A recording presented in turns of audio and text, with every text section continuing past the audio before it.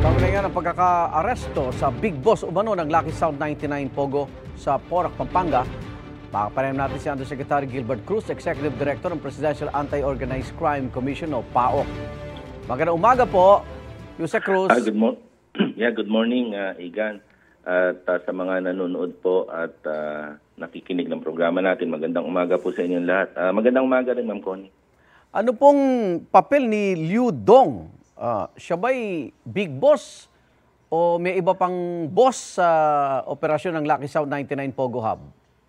Si Liu Dong kasi, alias Boss Boga, tsaka Apaw Hawhaw, alias Apaw tsaka Hawhaw.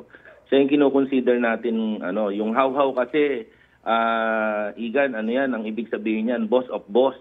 Mm-hmm.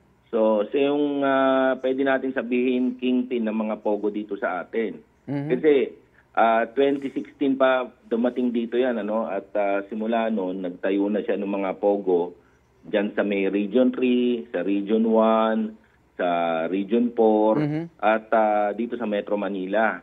Marami siyang itinayo mga Pogo, at tinitingnan natin yung involvement niya. Actually, itong si Liu Dong, siya kasi yung dinimanda natin, nung nag-apply tayo ng search warrant. Siya yung isa sa mga nakapangalan doon sa Banban Pogo, sa Porac, Lucky South 99. Opo. So, ito talaga hinahanap na natin for almost 8 months. Hinahanap na natin ito, Igan. Mula sa Porac, bakit napunta to ng Laguna? Nagtatayo din ba siya doon? Meron siyang poguhan doon, sa party doon sa Binyan. Igan. Okay. Kaya eto patalon-talon ito eh. Nung hinahanap nga namin ito, Igan, gumagamit din ito ng chopper. Kaya nahirapan kaming sundan itong si Liu Dong. Opo. Ito ba may connection din kay Alice Guo? Nababanggit din ba siya pag tinitignan niyo yung mga information kay Alice Guo? Ang tinitingnan namin, baka ito yung isa sa ayaw niyang banggitin, kasi alam niya nandito pa ito eh. Okay. Ang madalas naman kasi binabanggit ni Alice sa mga hearings,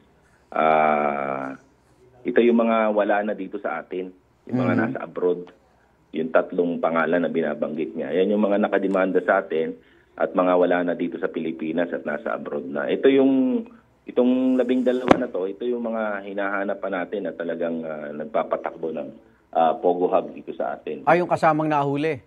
Yes, yung mga kasama. Check lang natin yung mga dokumento nila na hawak and yung mga identities. Of course, check din natin sa counterpart natin yan sa Chinese Embassy whether they are involved in other crimes dun sa kanilang bansa.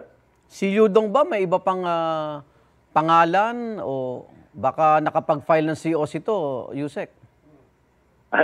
Check po natin yan, Igan, So far, talagang Liu Dong ang ginagamit niya. Liu Dong. Pero kilala siya nung mga, nung mga ibang magpopogo as Boss Boga o kaya Bogo.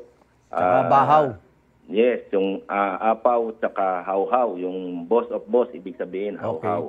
Oo. So bukod sa Porac, sa Laguna, marami pa siyang operasyon na Pogo Hub sa bansa, Yusek? At tinitingnan natin dyan, yung mga supposed to be na itinayo niya kung nag-ooperate pa. Pero may na-check na tayo kagabi na yung ibang Pogo na tinayo niya, mga nag-ooperate pa rin. Opo. Sabi niya, hindi siya yung target ninyo. Yun ang madalas naman nila sinasabi. Kasi itong mga Chinese, sa dami ng pangalan nito at sa dami nung ina-assume nilang pangalan, kala nila kasi nakapagtago na sila dun sa mga fake identities na in-assume nila. So, titignan natin yan. But so far, we are positively sure na talagang kasama ito. Opo. Yung mga Pilipinong na-aresto din po, mga driver, bodyguard, kasama ba sila sa kakasuhan, Yusek? Opo. Check natin, kasi 9 Filipinos ito, doon sa mga previous surveillance namin, talaga nakikita namin how they secure itong si Liu Dong. Talagang sinisecure nila yan.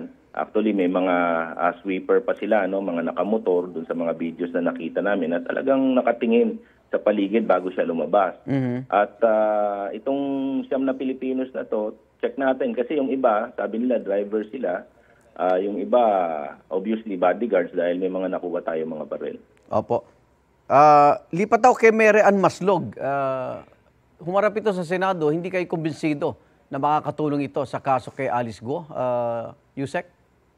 Ang tinitingnan ko to, baka ang intention nito talaga sirain lang yung kaso. Kasi obviously, ano naman siya, yung talagang pagsisinungaling ang expertise niya. Oo eh. Oo. So, siguro naman, kung nagsinungaling ka nung una o sinungaling ka sa maliit na bagay, napakadali na sa yung magsinungaling dito sa mga malalaking bagay na kaganito. Yusek, napanood yung dokumentaryo ng ng Al Jazeera. May isang segment doon, sinasabi itong si Xie Ziyang, yung nakakulong ngayon sa Thailand na espiya, na nagturo din kay Alice Go, na dito siya na-recruit nung isang naka-blurred, hindi na pangalanan. Ito ba iniimbestigahan nyo kung sino nag-recruit kay Xie Ziyang dito sa Pilipinas? Nakikipag-coordinate na tayo sa mga agencies na involved. Opo. Alam mo, Igan, marami na kasing interesado kaya talagang kailangan dito yung matindi yung coordination na gagawin natin.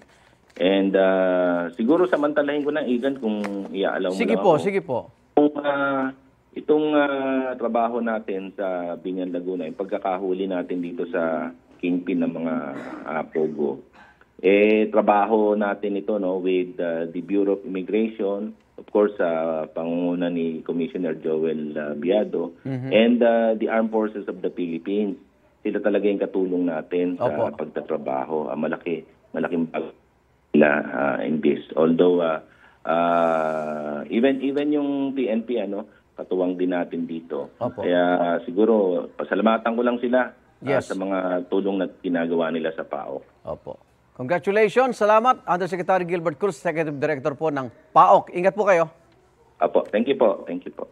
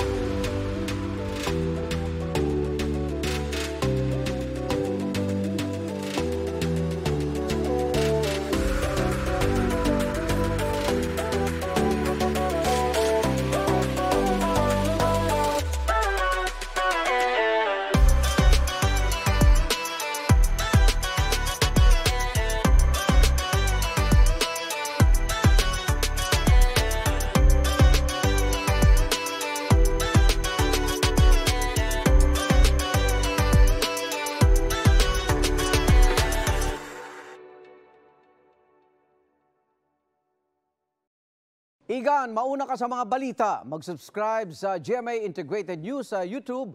Sa mga kapuso abroad, subaybayan nyo kami sa GMA Pinoy TV at sa www.gmanews.tv.